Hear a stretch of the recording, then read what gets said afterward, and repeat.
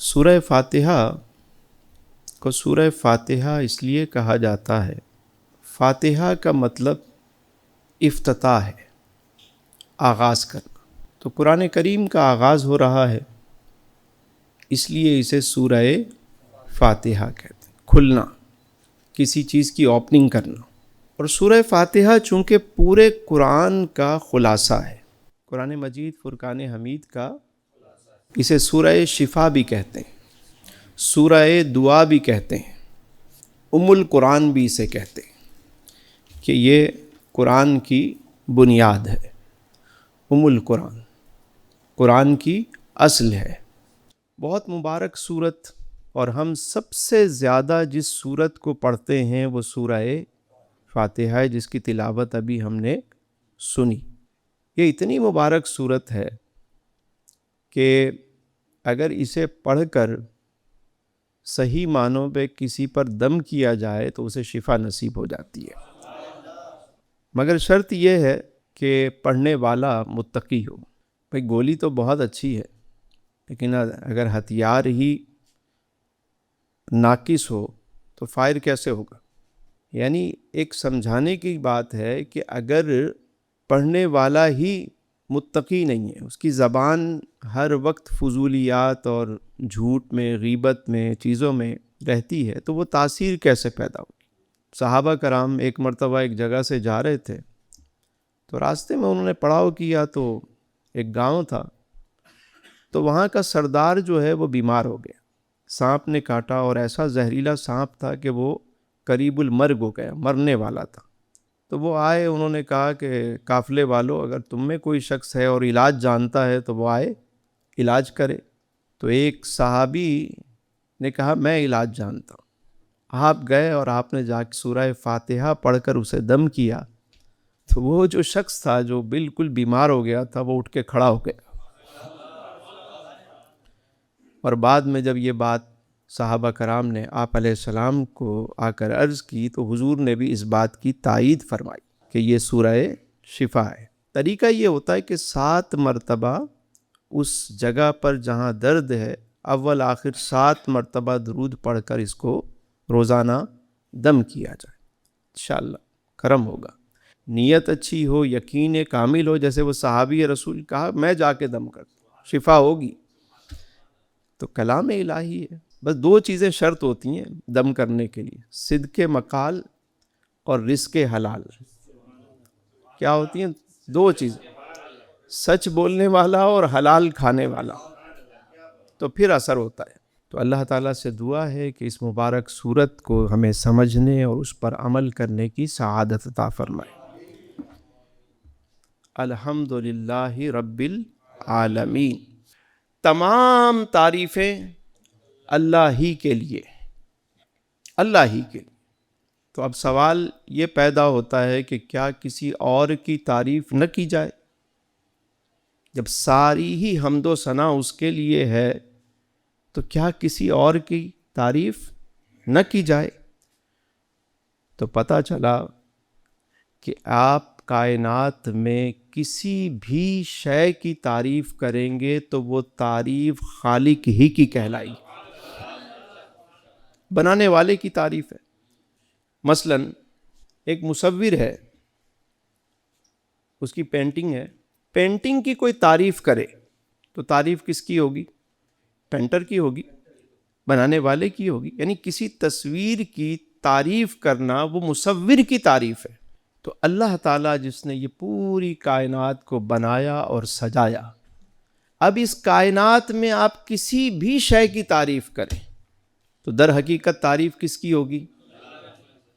آپ زمین کی تعریف کریں، آسمان کی تعریف کریں، آپ پھولوں کی تعریف کریں، پھلوں کی تعریف کریں، انسانوں کی تعریف کریں، والدین کی تعریف کریں، اولیاء کی تعریف کریں، آپ جس کی بھی تعریف کریں گے تو تعریف کس کی کہلائے گی؟ اللہ کے محبوب کی تعریف کریں۔ اللہ نے اپنے محبوب کا نام ہی رکھا محمد صلی اللہ علیہ وآلہ وسلم، جس کے معنی ہے سب سے زیادہ تعریف کیا گیا۔ نام ہی ایسا رکھا، بھر بھر کے تعریف کریں، جھوم جھوم کر تعریف کریں۔ کہ جس کا محبوب اتنا سونا ہے وہ رب کتنا حسین ہوگا. تو تعریف کر. اچھا ایک غلط فہمی بھی ہے, اس کو بھی سمجھنا بڑا ضروری ہے, اور وہ یہ ہے کہ بعض حضرات سمجھتے ہیں کہ بہت زیادہ تعریف نہ کریں کسی کی. ارے بھائی کیوں نہ کریں؟ وہ سمجھتے ہیں کہ بہت زیادہ کسی کی تعریف کریں گے تو یہ کچھ اور ہو جائے گا. بھائی کیا ہو جائے گا؟ ذرا ہمیں بھی تو سمجھائیں, ہوگا کیا؟ وہ سمجھتے ہیں کہ مثال کے طور پہ توحید بیان کرتے کرتے وہ رسالت کی طرف نا وہ ایسی بات کریں گے کہ جیسے کوئی نقص کی طرف لے جائیں گے. ایسا تو کوئی قاعدہ نہیں ہے. مثلا میں سمجھانے کے لیے بات عرض کر رہا ہوں, ویسے یہ مثال دینی نہیں چاہیے لیکن صرف سمجھانے کے لیے, کہ ہم باپ کی تعریف کرتے ہیں, کریں جی بھر کے کریں, تو کیا باپ کی تعریف کرنے کے لیے ماں کی تنقیص کرنا ضروری ہے؟ نہیں. آپ باپ کی تعریف جتنی کرنا چاہتے ہیں کریں, کوئی حرج نہیں. ماں کی جتنی تعریف کرنا چاہتے ہیں کریں, کوئی حرج نہیں. خرابی کہاں پیدا ہوتی ہے کہ جب باپ کی تعریف کرتے کرتے کوئی ماں کی تنقیص کر دے, پکڑ یہاں پر ہوگی. اسی طرح یہ بھی ایک مسئلہ سمجھ لیں کہ کوئی توحید بیان کرنا چاہتا ہے کرے, ساری زندگی کرتا رہے. وہ تو خالق وہ ہے کہ اگر سارے سمندر سیاہی بنا دیے جائیں, درخت کاٹ کر قلم بنا دیے جائیں اور اس کی شان لکھنا کوئی شروع کرے, وہ لکھتے لکھتے تھک جائے گا, قلم ختم ہو جائیں گے, سیاہی مٹ جائے گی, ختم ہو جائے گی, لیکن اس کی تعریف حق نہیں آتا.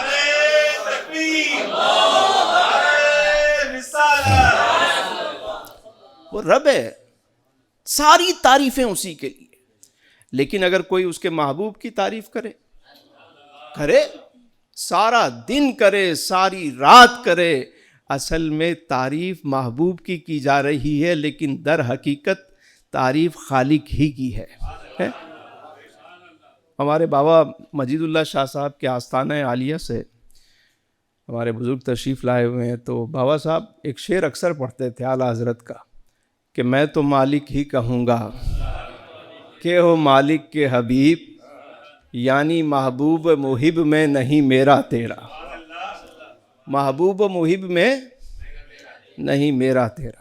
یار لوگ کہتے ہیں کہ یہ اہل سنت والے جو ہیں, سنی حضرات, اتنی تعریف کرتے ہیں, اتنا تعریف کرتے ہیں, اتنا تعریف کرتے ہیں رسول اللہ کی, معاذ اللہ کہتے ہیں کہ اللہ کا شریک بنا دیتے ہیں. ہم کہتے ہیں استغفر اللہ, ہم اللہ کے محبوب کو اللہ کا شریک نہیں اس کا حبیب سمجھتے ہیں. بھائی شراکت میں تو بٹوارا ہو گیا نا, لیکن کوئی کسی کا حبیب بن جائے, محبوب بن جائے, تو جو کچھ اس کا ہے وہ سب دوسرے کا ہو جاتا ہے. تو اللہ نے اپنے محبوب کو اپنا حبیب بنایا ہے, اور ہمارا یہی عقیدہ ہے. اسی لیے ہم کہتے ہیں کہ میں تو مالک ہی کہوں گا کہ ہو مالک کے حبیب, یعنی محبوب و محب میں نہیں میرا تیرا, نہیں میرا تیرا. یہ بات یاد رکھیے گا. بعض لوگ یہاں جا کے تھوڑے سے پریشان ہو جاتے ہیں. ایسی کوئی, آپ تعریف کریں, اولیاء کی تعریف کریں, آپ کسی کی بھی تعریف کریں تو ہوگا کہ تعریف کس کی کہلائے گی؟ اللہ کی. اور پھر کوئی آپ کی تعریف کرے تو کیا کرنا چاہیے؟ مطلب مثال کے طور پہ کسی نے آپ کی تعریف شروع کر دی تو آپ کو چاہیے کہ آپ فوراً کہیں الحمدللہ الحمدللہ, شکر الحمدللہ. آپ اللہ کی تعریف شروع کرتے ہیں. یہ بات یاد رکھیے گا. کسی نے آپ کی تعریف شروع کی تو آپ کیا کریں؟ اللہ کی تعریف اسی کے لیے. الحمدللہ رب العالمین, جو تمام جہانوں کا پالنے والا ہے. رب کہتے ہیں پالنے والے. اس نے کیسا کھلانے کا انتظام کیا. ایک لقمہ جو ہم یوں اٹھا کے کھا لیتے ہیں نا اور منہ بنا رہے ہوتے ہیں, کبھی غور کریں کہ یہ لقمہ کیسے کھیت میں اگا, کس نے اہتمام کیا, وہاں اگ رہا ہے. وہ گندم کا دانہ وہ اگا، پھر وہاں سے وہ پک کر تیار ہوا، پھر وہاں سے کسی نے اسے نکالا اور پھر وہ چکی میں گیا اور پیس کے اس کا آٹا بنا، پھر وہ گودام میں گیا، گودام سے پھر وہ اسٹوروں میں آیا، اسٹوروں سے ہمارے گھر پہ آیا، پھر اس میں پانی ملایا گیا، اسے گوندا گیا، اسے گرم کیا گیا، تیار کیا گیا، پھر وہ ہمارے سامنے آ کر سجا۔ پروسیس تو دیکھیں کتنا اہتمام کیا آپ کے لیے اس نے، کہاں سے چلی چیز آپ کے دسترخوان پہ پہنچی۔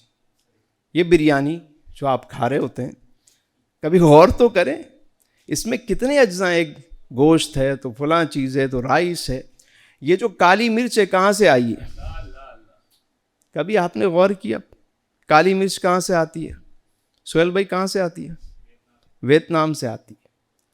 اور یہ جو مسالہ جات ہیں زیادہ تر افریقہ سے، کہاں کہاں سے چیزیں، کوئی چیز سری لنکا سے آ رہی ہے، کوئی ویتنام سے آ رہی ہے، وہ چیز وہاں بنی، وہاں سے چلی، ہوتے ہوتے پروسیس ہو کر آپ کے سامنے خوبصورت اس کی پریزنٹیشن تو دیکھیں۔ یہ جو سیلیڈ رکھا ہوتا ہے کبھی دیکھیں تو صحیح مالک نے کیا اہتمام کیا، کیسے کیسے ذائقے۔ پھر اس لقمے کو آپ نے اٹھایا، اگر زیادہ گرم ہے تو ہاتھ نے بتا دیا، اگر اس کے اندر کوئی اسمیل ہے تو آپ کے ناک نے سونگھ کے بتا دی، کیسا سینسر لگا ہوا ہے۔ منہ میں رکھا، اگر اس میں کوئی کنکر ہے، پتھر ہے تو منہ نے بتا دیا کہ بھائی، اور جب آپ نے اسے نگل لیا پھر اس کے پورا نیچے ایک پورا پروسیس ہے، کتنی باڈی کو ضرورت ہے، کتنا اس نے خارج ہونا ہے، ایک پورا سسٹم ہے۔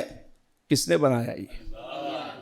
کیسا رب ہے، کیسا اہتمام۔ کبھی ہم غور کرتے باڈی میں شوگر ہو گئی، مٹھاس آ گئی، زبان میں مٹھاس نہیں آتی، زبان میں شکر نہیں آتا، باڈی میں شکر آ گئی، زبان میں شکر نہیں آیا، تو کبھی مالک کی تعریف کریں، بنانے والے کی تعریف کریں، رزق کھائیں تو کہیں الحمدللہ، جھوم کر کہیں الحمدللہ۔ تمام تعریفیں اللہ ہی کے لیے، الرحمن الرحیم، بہت مہربان، نہایت، کیا بات ہے، یعنی وہ ایسا رحمان ہے کہ کوئی اسے مانے یا نہ مانے وہ رزق سب کو دیتا ہے۔ وہ فرعون کو بھی کھلاتا ہے اور موسیٰ کو بھی کھلاتا ہے، نمرود کو بھی رزق دیتا ہے، سیدنا ابراہیم علیہ السلام کو بھی رزق دیتا ہے۔ رب ہے وہ، کوئی مانے یا نہ مانے اس کی صفت رحمانیت سے سب فیض پاتے ہیں، ماننے والا ہو نہ ماننے والا ہو۔ اس کی مہربانی کی جو بارش ہے وہ امیر کے محل پہ بھی برستی ہے اور غریب کے جھوپڑے پہ بھی برستی ہے۔ اب یہ الگ بات ہے کہ کوئی چیز اپنا کتنا دامن وا کرتی ہے، جو جتنا دامن وا کرتا ہے وہ اتنا ہی بھرا کرتا ہے۔ تو دیکھیے، کوئی مانے نہ مانے اس کی رحمت کا دریا۔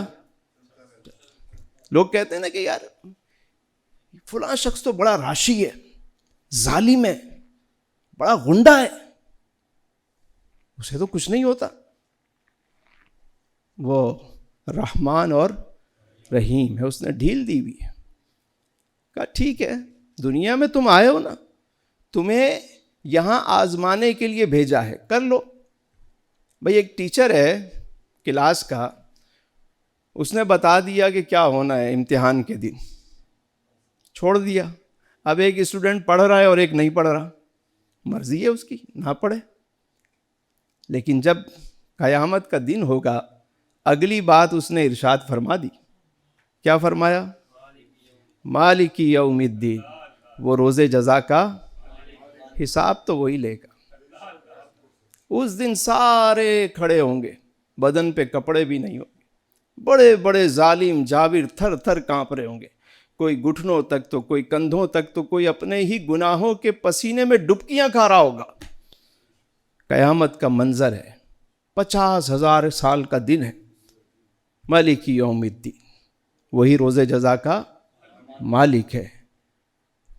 اور پھر وہ خود ہی قیامت کے دن پوچھے گا، لمن الملک اليوم، آج کس کی بادشاہی ہے؟ بتاؤ کس کی بادشاہی ہے؟ للہ الواحد القہار، اللہ ہی کی بادشاہی، وہ واحد ہے، وہی غالب ہے۔ آج تو اس نے موقع دیا ہوا ہے۔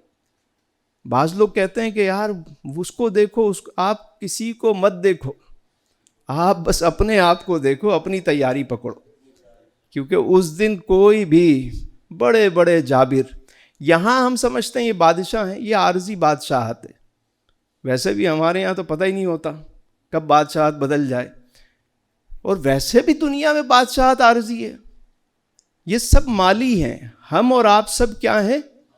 مالی ہیں، کوئی چھوٹا مالی ہے، کوئی بڑا مالی ہے، گھر میں اگر 5 افراد ہیں اس کا ایک مالی ہے، کوئی ادارہ ہے وہاں 100 افراد ہیں اس کا کوئی مالی ہے، ٹاؤن ہے تو اس کے سٹی کا مالی، ملک کا مالی ہے۔ اور مالی کا کام کیا ہوتا ہے؟ پودوں کی دیکھ بھال کرنا، کھاد دینا، پانی دینا، خیال رکھنا۔ لیکن مالک جو ہوتا ہے باغ کا، اگر مالی صحیح کام نہ کرے، اسے باغ دیا گیا اس کا خیال نہ کرے، تو ہوگا کیا؟ حساب تو دینا پڑے گا۔ اچھا یہاں بھی ہم بھی مالی ہیں، ہم بھی یہاں پہ مالی ہیں، یہ ادارہ ہے، مالی ہیں۔ اچھا مالی کا ایک کام اور بھی ہوتا ہے، کبھی کبھی ہو سکتا ہے کوئی بات بری لگ جائے ہماری، اور لگ بھی جاتی ہوگی کسی کو، تو میں پیشگی معذرت خواہ ہوں کہ میں مالی ہوں، میں مالی ہوں۔ مالی کھاد بھی دے گا، پانی بھی دے گا، لیکن پودوں کی تراش خراش بھی کرے گا، ایک ہاتھ میں کینچی بھی ہوگی، کلہاڑا بھی ہوگا، سیٹنگ بھی کرے گا وہ، تاکہ باغ جو ہے نا وہ باغ ہی رہے۔ سمجھ میں آ رہی ہے؟ تو یہ بھی ذہن میں رہے، مگر مالی کو مالی رہنا چاہیے، مالک نہیں بننا چاہیے۔ غلطی کہاں ہوتی ہے؟ اللہ نے مالی بنایا، وہ مالک بن بیٹھے، اور قیامت کے دن پتہ چلے گا مالک کون ہے۔ اب کوئی یہ نہ سمجھے کہ رحمان تو ہے، رحیم ہے، لیکن کیا وہ پوچھے گا نہیں؟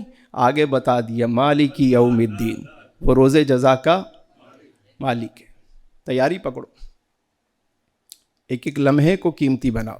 پڑھتے ہیں احادیث میں کہ 50,000 سال کا دن ہے، ایسا ہی ہے نا، آپ نے بھی سنا ہوگا، لیکن نیکوکاروں کے لیے وہ دن اتنا بڑا ہوگا جیسے ایک نماز اور دوسری نماز کے درمیان کا وقت ہوتا ہے۔ کہیے سبحان اللہ۔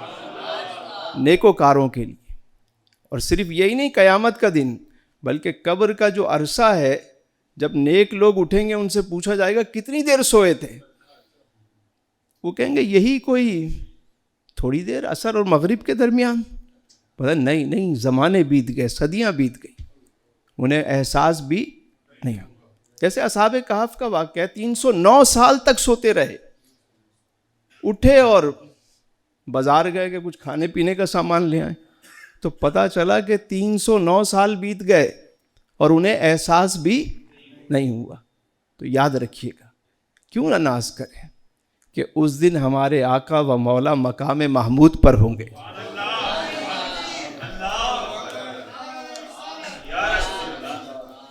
مقام محمود پر آقا کریم ہوں گے، یعنی وہ مقام جہاں حمد کی جائے۔ اور حضور فرماتے ہیں میں اس دن اپنے رب کی حمد ایسے کلمات سے کروں گا، نہ اس سے پہلے کسی نے کی تھی، نہ اس کے بعد کوئی کر۔ اور جب حضور اللہ کی حمد بیان کر رہے ہوں گے تو سارے اہل محشر سبحان اللہ سبحان اللہ کہیں، ہر نظر کانپ اٹھے گی محشر کے دن، خوف سے ہر کلیجہ دہل جائے گا، مسکراتے ہوئے سرکار آ جائیں گے، حشر کا سارا نقشہ بدل جائے گا۔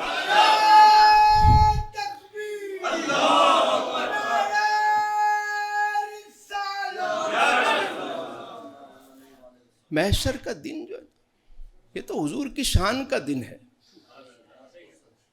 محبت والے تو کہہ گئے، اور یوں ہی نہیں کہہ گئے، بہت سوچ سمجھ کے کہہ گئے کہ فقط اتنا سبب ہے انعقاد بزم محشر کا، فقط اتنا سبب ہے انعقاد بزم محشر کا کہ ان کی شان محبوبی دکھائی جانے والی ہے۔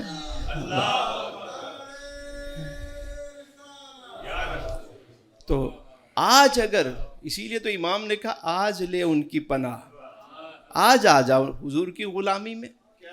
اللہ نے جو طریقہ بتایا، کل ان کنتم تحبون اللہ، اے رسول مکرم آپ فرما دیجئے کہ اگر تم اللہ سے محبت کرنا چاہتے ہو فاتبعونی، بس میری اتباع کرو.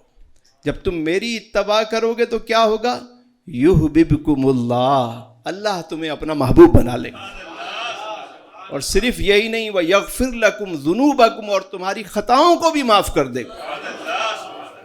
تو حضور کے دامن کرم سے آج وابستہ ہونا ہے، آپ کے بتائے ہوئے طریقے پر آج چلنا ہے، تاکہ کل جب حضور اللہ کے عرش کے سائے میں جب، اور لواء الحمد حضور کے ہاتھ میں ہوگا وہ جھنڈا، تو لواء کے تلے جب کھڑے ہوں گے، دیکھیں حضور کے جھنڈے کا نام بھی لواء الحمد، اور حضور جس مقام پر ہیں اس مقام کا بھی نام مقام محمود ہے.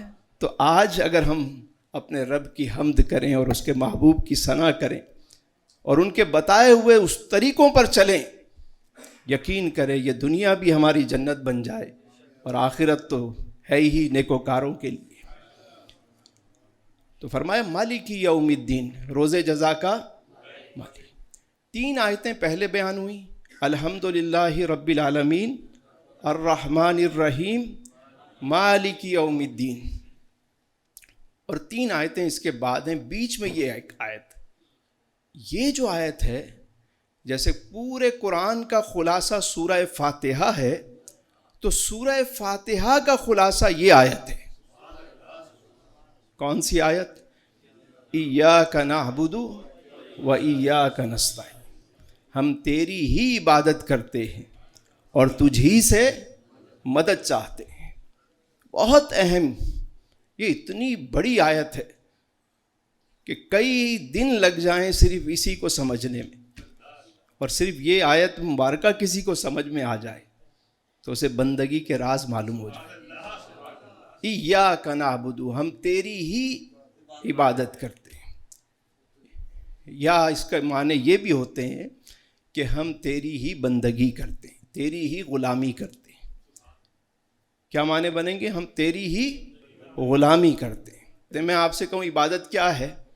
آپ کہیں گے نماز عبادت، روزہ عبادت، حج عبادت، زکوٰۃ عبادت، یہی بتائیں گے نا.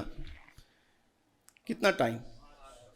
5 وقت. ٹوٹل ٹائم کتنا لگتا ہے؟ 1 گھنٹہ لگ جائے گا، 2 گھنٹے لگ جائیں گے، باقی 22-23 گھنٹے. کیونکہ قرآن میں ایک اور مقام پہ اللہ نے فرمایا وَمَا خَلَقْتُ الْجِنَّ وَالْإِنسَ إِلَّا لِيَعْبُدُونِ، ہم نے جنوں انسانوں کو نہیں پیدا کیا مگر اپنی عبادت کے لیے.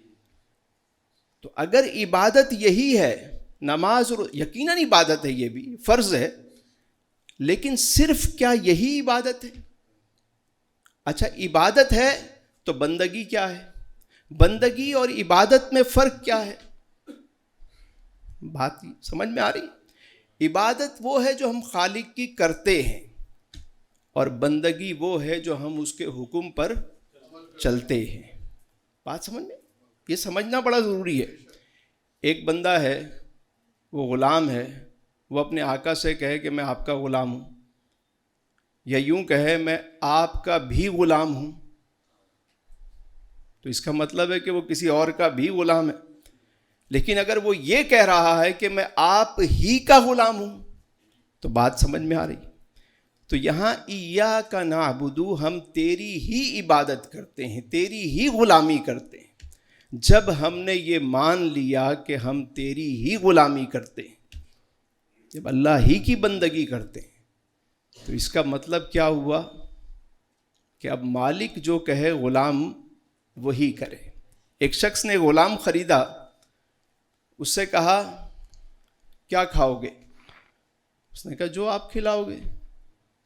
کہا بھئی کیا پیو گے؟ کہا جو آپ پلاؤ گے. کیا پہنو گے؟ کہا جو آپ پہناؤ گے. کہاں رہو گے؟ جہاں آپ رکھو گے. اس نے کہا غلام کی کوئی اپنی مرضی تھوڑی ہوتی ہے.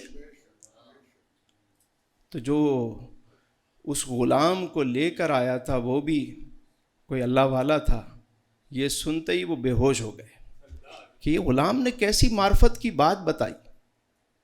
حقیقت یہ ہے کہ جب ہم یہ کہہ رہے ہیں کہ ہم تیرے ہی غلام ہیں، تیری ہی بندگی کرتے ہیں، تیری ہی غلامی کرتے ہیں، تو غلاموں کی اپنی بھی کوئی مرضی ہوتی ہے؟ کبھی سوچا جائے اس بات پہ. ہم مرضی ساری اپنی کرتے ہیں اور روزانہ پڑھتے ہیں ایاک نعبد. کبھی اس پہ بھی غور کر لیا جائے. اور پھر وَإِيَّاكَ نَسْتَعِينُ، استعانت اور عبادت اللہ ہی کی ہے، اسی کے لیے ہے. اب سوال یہ پیدا ہوتا ہے کیا کسی اور سے مدد نہ مانگے؟ تو یہ دنیا تو عالم اسباب ہے، تو کیا کسی اور سے مدد نہ مانگی جائے؟ اس بات کو سمجھیے. مثال کے طور پہ کوئی اچانک سے کسی کو خبر ملی تو اسے چاہیے کہ سب سے پہلے وہ اپنے رب سے مدد طلب کرے. کیا کہے؟ اے میرے مالک خیر فرما، کرم فرما، سب سے پہلے. اور پھر یہ دیکھے کہ کون کون سے اسباب میں اختیار کر سکتا ہوں. یعنی کوئی بیمار ہو گیا، خبر مل گئی، تو سب سے پہلے اس نے کہا اے اللہ تو کرم فرما، رحم فرما، شفا عطا فرما. پھر یہ سوچے کہ اس کے ظاہری اسباب کیا ہو سکتے ہیں. تو ڈاکٹر ہے تو ڈاکٹر کے پاس لے گیا تو ڈاکٹر دوائی دے گا، ڈاکٹر علاج کرے گا. شفا کون دے گا؟ بھئی ایک ڈاکٹر نے 5 لوگوں کا علاج کیا، 3 کو شفا ہو گئی، 2 کو نہیں ہوئی. اس نے تو علاج سب کا ہی کیا نا. تو پتہ کیا چلا کہ شفا دینے والی ذات، ہاں اسباب کوئی بھی بن سکتا ہے، وہ دعا بن سکتی ہے، دوا بن سکتی ہے، وہ اسباب اختیار کرنے چاہیے، لیکن نیت یہ ہو کہ حقیقی مدد کرنے والا اللہ ہی ہے. بات سمجھ میں آ رہی ہے؟ جو سبب بنا اب اس کا بھی شکریہ ادا کریں اور مسبب الاسباب کا بھی. جو بندوں کا شکر ادا نہیں کرتا وہ رب کا بھی شکر. تو یہ بڑا اہم مسئلہ ہے، اس کو سمجھنے کی ضرورت. اہدنا الصراط اے اللہ ہمیں سیدھا راستہ چلا. بعض حضرات نے ترجمہ کیا اے اللہ ہمیں سیدھا راستہ دکھا. دکھا میں اور چلا میں فرق ہے. یعنی کسی کو کوئی کہے کہ بھائی مجھے راستہ دکھاؤ، میں کمال بھائی سے کہوں مجھے اورنگی کا راستہ بتائیں، دکھائیں، اور میں کہوں یار مجھے اس راستے پہ چلاؤ، میں چلو چلو چلنے والے بنو، چلاتے. تو چلا، دکھا اور چلا میں یہ فرق ہے. پھر دوسری بات یہ ہے کہ ایک شخص گھر سے باوضو ہو کر چلا، مسجد پہنچا، نیت باندھی، قبلہ روح ہوا، طہارت، ستر عورت، ساری شرائط فرائض پورے کیے، نیت باندھی. اب وہ کہہ رہا ہے اے اللہ مجھے سیدھے راستے پر چلا. تو کیا یہ سیدھا راستہ نہیں ہے؟ جہاں وہ کھڑا ہوا ہے کیا یہ سیدھا راستہ نہیں ہے؟ تو پتہ چلا صوفیہ فرماتے ہیں کہ یہاں تک آنا راہ مستقیم کا نقطۂ آغاز ہے. کہیے سبحان اللہ. یہاں تک پہنچنا راہ مستقیم کا نقطۂ آغاز ہے. یہاں سے تو اصل کام شروع ہوتا ہے آپ کا. اور اسی سے توفیق مانگ، اسی سے توفیق مانگے بندہ کہ اللہ تو مجھے اس راستے پر، اس مستقیم کا مطلب ہے استقامت. کیا مطلب ہے؟ استقامت. یہ بڑی اہم بات ہے. اس کا ترجمہ یہ بھی کیا جاتا ہے کہ اے اللہ مجھے سیدھا راستہ چلا، لیکن اس کا یہ معنی بھی ہے کہ اے اللہ مجھے سیدھے راستے پر استقامت عطا فرما. مستقیم استقامت سے استقامت عطا فرما. اور جس کو استقامت مل جائے وہ ہر حال میں اپنے رب کا ہو کر رہ جاتا ہے. خوشی میں بھی اللہ، دکھ میں بھی اللہ، سکھ میں بھی اللہ، ہر حال میں اللہ، بس اللہ ہی اللہ. صراط الذین انعمت علیہم، راستہ ان کا جن پر تو نے انعام کیا. انعام یافتہ کون ہے؟ اللہ نے فرمایا انعم اللہ علیہم من النبیین والصدیقین والشہداء والصالحین. 4 کیٹیگری بتائی جو انعام یافتہ ہے. ان میں کون ہے؟ انبیاء، صدیق، شہداء، صالحین. نبوت انبیاء جو ہیں آقا کریم علیہ السلام پر باب نبوت آ کر بند ہو گیا. حضور خاتم النبیین ہیں. اب یہ انبیاء یہاں تک، پھر حضور کے جو غلام ہیں الصدیقین، پھر شہداء جنہوں نے اللہ کی راہ میں اپنی جانیں دیں، پھر صالحین نیکوکار. تو اچھا سوچنے والی بات یہ ہے کہ انہیں جو کہا گیا انعام یافتہ، تو ان کو انعام ملا کیا ہے بھائی احسان صاحب؟ انعام کیا ملا؟ سوچنا ہے نا. بظاہر تو صحابہ کرام جب ایمان لائے تو دنیاوی طور پر ہم دیکھتے ہیں حضرت مصعب بن عمیر شہزادے تھے، جیسی ڈریسنگ وہ کرتے تھے ایسی ڈریسنگ پورے مکے میں کوئی نہیں کرتا تھا. لیکن جب آپ کا وصال ہوا، آپ جب شہید ہوئے تو کفن بھی پورا نہیں تھا. تو انعام کیا ملا؟ کبھی یہ بھی تو سوچیں کہ انعام یافتہ جو ہم کہتے ہیں انہیں انعام کیا ملا؟ جو انعام یافتہ ہیں انہیں انعام جو ملا وہ اللہ کا قرب ملا. انعام اللہ کا انعام کیا ہے؟ اس کا قرب ہے، اس کا تقرب ہے. یہ جو دل کا گداز ہے، یہ جو آنکھوں کی نمی ہے، یہ جو عشق و مستی جذب و شوق ہے، ہائے ہائے، یہی تو حاصل ہے اس راہ کا. یہ حکمت ملکوتی، یہ علم لاہوتی، حرم کے درد کا درما نہیں تو کچھ بھی نہیں. یہ ذکر نیم شبی، یہ مراقبے، یہ سرور، تیری خودی کے نگہباں نہیں تو کچھ بھی نہیں. خرد نے کہہ بھی دیا لا الہ تو کیا حاصل، دل و نگاہ مسلمان نہیں تو کچھ بھی نہیں. یہ جو دل کا قرار ہے یہی تو حاصل ہے، بندگی ہے. تو جو انعام یافتہ ہیں انہیں انعام کیا ملا؟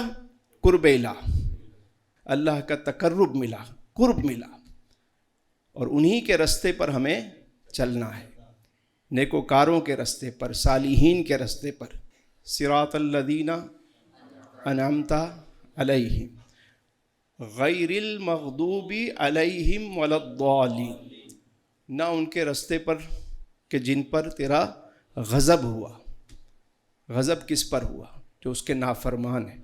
فرعون، نمرود، شداد، یہ وہ لوگ ہیں جو مٹ گئے، جن پر اللہ کا غضب ہوا، ان قوموں پر. تو اس سے دعا مانگنی ہے، ایسے لوگوں سے بھی بچنا ہے کہ جو گمراہ ہیں، راہ سے بھٹکے ہوئے ہیں، جن پر اللہ کا غضب ہوا. ان قوموں سے، ان اعمال سے اپنے آپ کو بچانا ہے. اور کون سے راستے پر چلنا ہے؟ صراط الذین انعمت علیہم، انبیاء کے راستے پر، صدیقین کے راستے پر، شہداء کے راستے پر، صالحین کے راستے پر. اللہ تعالیٰ سے دعا ہے کہ اللہ تعالیٰ ہم سب کو قرآن مجید فرقان حمید پر عمل کی سعادت عطا فرمائے. بسم اللہ الرحمن الرحیم.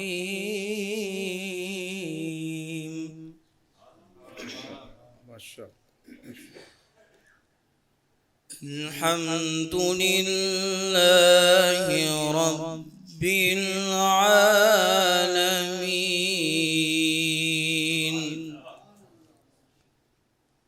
الرحمن الرحیم مالک یوم الدین.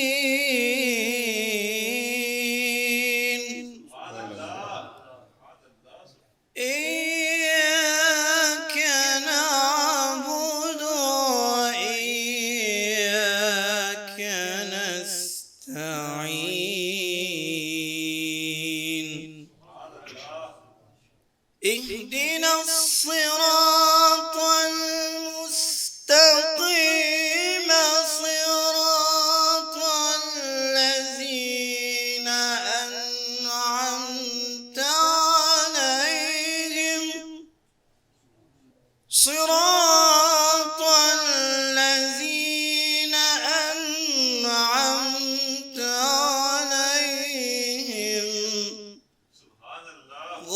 غير المغضوب عليهم ولا الضالين.